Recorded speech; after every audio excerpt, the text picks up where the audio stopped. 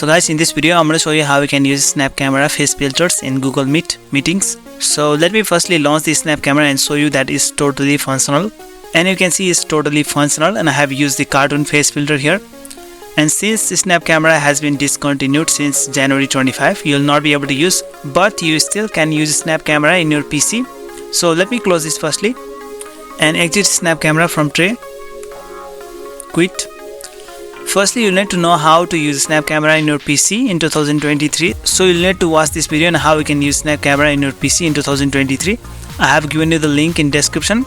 Just go there and watch. And after you have installed snap camera in your PC successfully, let's go to Google Meet. So you can either select new meeting or just enter link to join any others meetings. Okay, first thing is go to settings. And you need to go to video here. And currently it's selected to integrated camera, that is default camera. We're just gonna change this to snap camera. So click on the drop down arrow and then change it to snap camera. Now since the snap camera has not been launched, it's showing the snap camera background. So we're gonna close this here. And now what you need to do is just click on new meeting.